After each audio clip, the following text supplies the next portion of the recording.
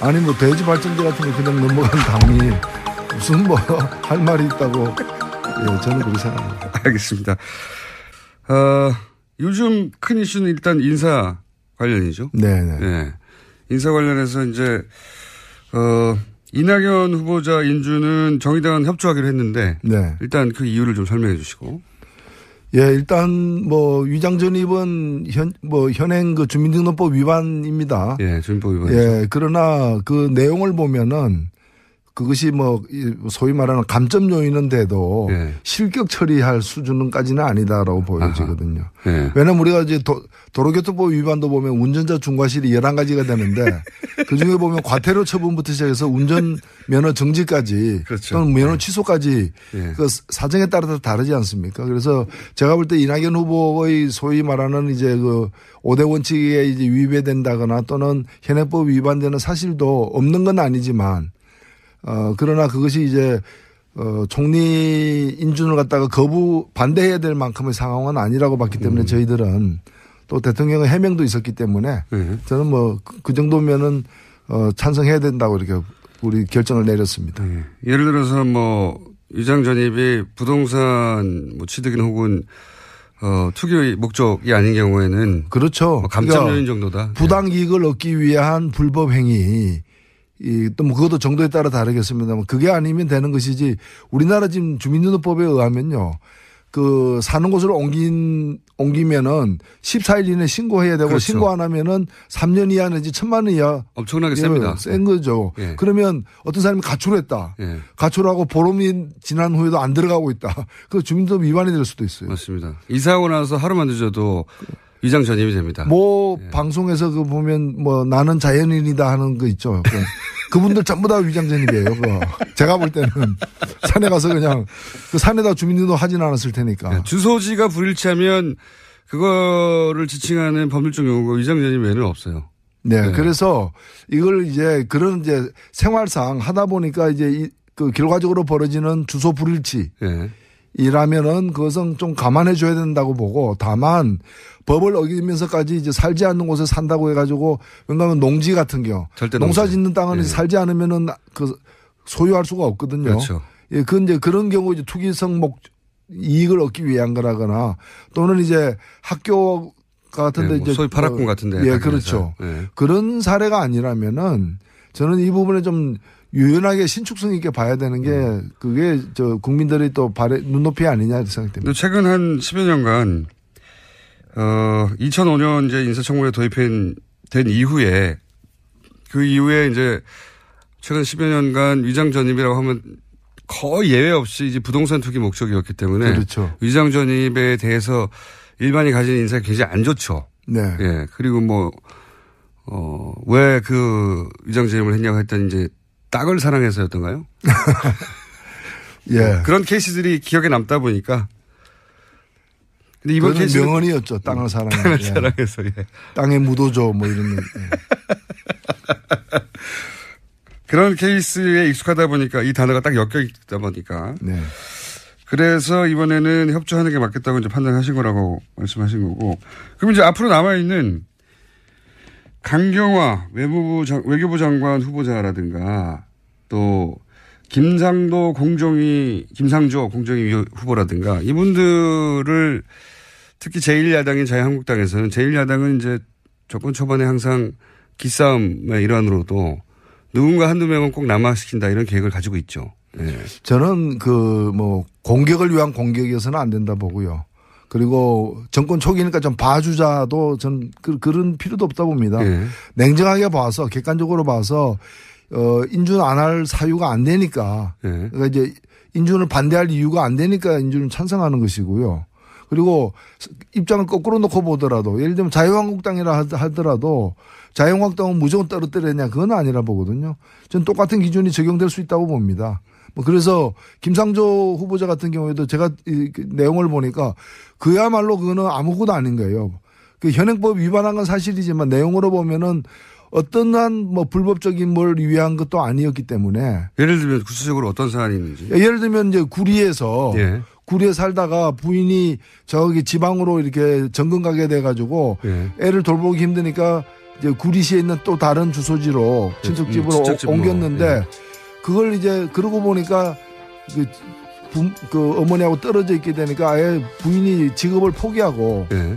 다시 서울로 그 구리로 올라와서 17일 만에 예. 17일 동안 이제 다른 주소에 있었던 거예요. 예. 그래서 다시 가족이 뭐 서울 어디로 중곡동인가 어디로 이사를 갔다 하는데 그거는 그냥 살다가 이제 생기는 어떤 가정의 그렇죠. 문제이지. 지방으로 부모님이 이제 직장을 옮겼는데 네. 애는 학교를 계속 서울에서 다니게 하려고 내버려 두려고 했는데 그렇게 떨어져 사는 건 안 될 것 같아서 다시 합치는 과정에서 벌어진 네. 일이다. 그리고 뭐 대치동에 살다가 강남 대치동에 살다가 이제 그 외국으로 이렇게 그 안식 휴가를 가게 되니까 6개월간 그 본인들이 소유하고 있던 그 아파트 그 목동 아파트로 이렇게 주소지를 옮겨서 거기에 실제 거주하는 사람에게 우편물 좀 수령해 달라. 이러면서 주소지를 옮긴. 그거는 뭐 강남 8학군에서 딴 데로 간 거잖아요. 근데 그걸 가지고 무슨 어떤 부당한 이익을 얻기 위한 것도 아니었기 때문에 저는 이런 부분은 냉정하게 그건 아무것도 아니다. 이렇게 판정해야 된다고 봅니다.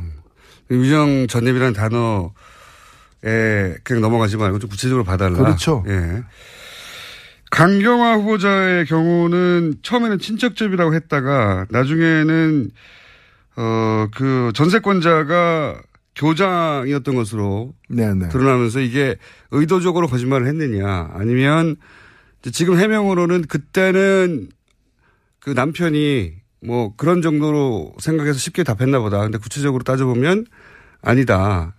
근데 당시에는 그 집의 소유권자가 누군지는 몰랐고 뭐 학교의 은사를 통해서 소개받은 거였었기 때문에 이렇게 해명을 했단 말이죠. 그 해명대로 하자면 어떻게 보십니까? 일단은 뭐 그 친척집이라고 일부러 거짓말 한 건 아닌 것 같고요. 네. 그 해명을 보면은. 친척집이라고 해서 얻는 이득은 없는 것 같아요. 예. 다시. 예. 다만 이제 아직 그 사실관계가 아마 청문회 나중에 더 나올 거예요. 예. 좀 이렇게 의문스러운 점이 없는 건 아닙니다. 예. 예를 들면은 그 학교 일부러 이화여고 가기 위해서 가기 위해서 주소지를 이제 이화여고가 속해 있는 학군으로 옮긴 건 사실인 것 같은데 근데 그 주소지가 가만히 보면은 학교 측에서 제공한 주소지 같아요. 그런 의문도 들어요. 그럼 학교 측에서 왜 주소지까지 이게 제공하면 좀 각별한 관계였던 그렇죠. 걸로 추측이 되는데 그 부분은 사실관계가 좀 더 소명이 될 필요가 있겠다 싶습니다. 그러니까요. 그렇게 해서 얻은 어떤 사적 이익이 이 공직을 수행하는데 부적절한가 이거 따져봐야 되겠죠. 네, 따져봐야죠.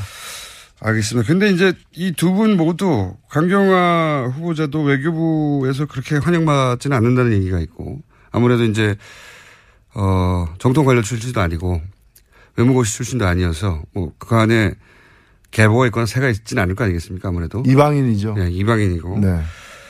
김상조 공정위 후보야말로 뭐 적들로 사방에 둘러싸인 분이니까. 그렇죠. 재벌들이 떨고 있죠. 나 지금 떨고 있어. 뭐 이런 얘기를 많이 하고 있죠. 실제 언론에도 그렇게 많이 보도됐고. 이분도 공격을 상당히 여러 방면으로 그게 사실이든 사실이 아니든 엄청나게 받을 것 같아요. 그렇지 않습니까? 저는 그 일부 언론 그리고 또 재계에서 굉장히 예민하게 이제 김상조 후보자의 어떤 약점을 찾으려고 노력하고 있는데 저는 그런 이제 그 헛된 노력은 그만두라. 라는 얘기하고 싶고 오히려 김상조 후보 같은 경우에는 그 철학과 정책을 문제 삼아라. 김상조 후보가 쓴 글 주장한 어떤 그 이론 이런 걸 가지고서 그것이 우리 경제하고 안 맞다라거나 또는 뭐 다른 어떤 문제점인데 그걸 가지고 치열하게 싸워야지. 왜냐면 김상조 같은 사람은 뒤져봤자 안 나올 거예요. 어디까지 뒤질 거냐.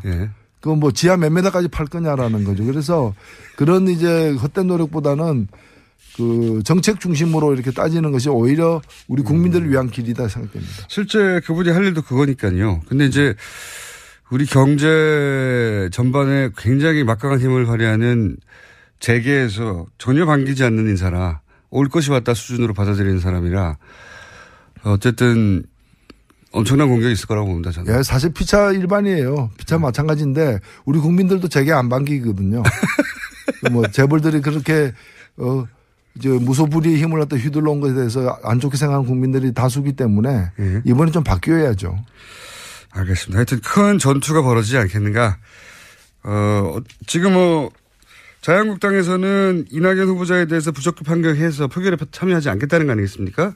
네. 참여하지 않아도 이제 나머지 정당들이 참여하기로 했고 협조하기로 했기 때문에 통과는 될 텐데 그런 만큼 그 다음 장관들 중에 반드시 한두 명 낙마시킨다고 생각하고 있겠죠. 당연히. 아니 문제가 있으면 낙마시켜야죠. 그러나 목표를 갖다가 한두 명 이렇게 억지로 이렇게 정하고 그러면 낙마할 사유가 안 되더라도 낙마시키겠다. 사실 장관부터는 그 국회 동의 없이도 그렇죠. 그 정무보고서 채택되지 않아도 그 대통령이 임명할 수 있어요. 현행법으로는. 예. 그래서 너무 그런 걸 기계적으로 억지로 할 이유는 없다고 봅니다. 그래도 이제 그 문재인 정부가 하도 지금 인기가 높다 보니까 그 문재인 정부의 장관들 혹은 인사들이 국민들이 생각하는 만큼 그렇게 깨끗하고 훌륭한 인물이 아니라는 인상을 남기고 싶어 하겠죠. 그렇죠. 이게 근데 저는 그런 정치를 이제는 그런 정치를 좀 안 했으면 좋겠어요. 문제가 있으면 문제를 삼고 없으면 흔쾌하게 이렇게 동의해 주고 이렇게 해야지 우리는 야당이니까 무조건 상책이 내자. 이런 식으로 그런 억지 정치를 갖다가 이제 좀 그 후진국 정치를 탈피해야 되는 거 아니냐. 그런데 당이 후진당이면은 그 당은 그냥 해산하든가. 현 정치의 그 수준을 갖다 못 따라갈 것 같으면 이제 당을 없애버려야죠. 근데 강제로 없앨 수는 없으니까 국민들이 없애주셔야죠. 흔쾌하게 동의해줬다가는 이제 이 정부의 인기만 더 올라가고 본인들의 존립 기반이 이제 흔들리고 무너질까봐. 저는 잘한 걸 잘한다고 얘기한다고 해서 정부 인기만 올라가는 건 아니라 봅니다. 정치에 대한 국민들의 신뢰도가 높아지면은 자기들도 좋은 거죠, 저도 그렇게 생각을 합니다. 사실 야당이 정부에 제대로 그러니까 사안에 따라 견제도 했다가 협조도 할 때 왔다 갔다 할 때 환호하는 거거든요. 협조할 일은 협조할 때. 근데 이제 항상 반대만 해야 된다고 생각하고 있고 그러지 않으면 존립 기반이 흔들린다고 생각하는 게 전통의 이제 야당의 인식이죠, 사실. 아니 돼지 발전대 같은 거 그냥 넘어간 당이 무슨 할 말이 있다고 저는 그렇게 생각합니다. 알겠습니다. 없거든요. 그렇죠. 그건 이제 그런 경우 이제 투기성 이익을 얻기 위한 거라거나 또는 이제 학교 같은데 이제 소위 파락군 같은데. 예, 그렇죠. 그런 사례가 아니라면은 저는 이 부분에 좀 유연하게 신축성 있게 봐야 되는 게 그게 국민들이 또 눈높이 아니냐 생각됩니다. 최근 한 10여 년간 2005년 이제 인사청문회 도입된 이후에 그 이후에 이제 최근 10여 년간 위장 전입이라고 하면 거의 예외 없이 이제 부동산 투기 목적이었기 때문에 그렇죠. 위장 전입에 대해서 일반이 가진 인사가 굉장히 안 좋죠. 네. 예. 그리고 왜 그 위장 전입을 했냐고 했더니 이제 땅을 사랑해서였던가요? 예. 그런 케이스들이 기억에 남다 보니까. 근데 이번 케이스. 아니 돼지 발전대 같은 거 그냥 넘어간 당이 무슨 할 말이 있다고. 저는 그렇게 생각합니다. 알겠습니다. 요즘 큰 이슈는 일단 인사 관련이죠. 네네. 네. 인사 관련해서 이제, 이낙연 후보자 인준은 정의당은 협조하기로 했는데. 네. 일단 그 이유를 좀 설명해 주시고. 예, 일단 위장 전입은 현행 그 주민등록법 위반입니다. 예, 주민법 위반이죠. 예, 그러나 그 내용을 보면은 그것이 소위 말하는 감점 요인은 돼도 실격 처리할 수준까지는 아니다라고 보여지거든요. 왜냐하면 우리가 이제 도로교통법 위반도 보면 운전자 중과실이 11가지가 되는데 그중에 보면 과태료 처분부터 시작해서 운전면허 정지까지 그렇죠. 또는 면허 취소까지 그 사정에 따라서 다르지 않습니까? 그래서 제가 볼 때 이낙연 후보의 소위 말하는 이제 그 5대 원칙에 이제 위배된다거나 또는 현행법 위반되는 사실도 없는 건 아니지만 그러나 그것이 이제, 총리 인준을 갖다가 반대해야 될 만큼의 상황은 아니라고 봤기 때문에 저희들은 또 대통령의 해명도 있었기 때문에 저는 그 정도면은, 찬성해야 된다고 이렇게 우리 결정을 내렸습니다. 예를 들어서 위장 전입이 부동산 취득인 혹은 투기 목적이 아닌 경우에는. 그렇죠. 감점 요인 정도다. 부당 이익을 얻기 위한 불법 행위. 또 뭐 그것도 정도에 따라 다르겠습니다만 그게 아니면 되는 것이지 우리나라 지금 주민등록법에 의하면요. 그 사는 곳을 옮기면은 14일 이내 신고해야 되고 그렇죠. 신고하는 응언이었죠. 땅을 사랑해서. 땅을 사랑해서. 예. 땅에 묻어줘 뭐 이런. 예. 그런 케이스에 익숙하다 보니까 이 단어가 딱 엮여 있다 보니까. 네. 그래서 이번에는 협조하는 게 맞겠다고 이제 판단하신 거라고 말씀하신 거고. 그럼 이제 앞으로 남아있는 강경화 외교부 장관 후보자라든가 또 김상조 공정위 후보라든가 이분들을 특히 제1야당인 자유한국당에서는 제1야당은 이제 정권 초반에 항상 기싸움의 일환으로도 누군가 한두 명은 꼭 남아시킨다 이런 계획을 가지고 있죠. 네. 저는 공격을 위한 공격이어서는 안 된다 보고요. 그리고 정권 초기니까 좀 봐주자도 전 그런 필요도 없다 봅니다. 네. 냉정하게 봐서 객관적으로 봐서 하면은 3년 이하 내지 1,000만 원 이하 엄청나게 셉니다. 센 거죠. 네. 그러면 어떤 사람이 가출했다. 네. 가출하고 보름이 지난 후에도 안 들어가고 있다. 그 주민등록 위반이 될 수도 있어요. 맞습니다. 이사하고 나서 하루만 늦어도 위장 전입이 됩니다. 네. 방송에서 보면 나는 자연인이다 하는 거 있죠. 그분들 전부 다 위장 전입이에요. 제가 볼 때는 산에 가서 그냥 그 산에다 주민등록 하진 않았을 테니까. 네. 주소지가 불일치하면 그거를 지칭하는 법률적 용어가 위장 전입 외에는 없어요.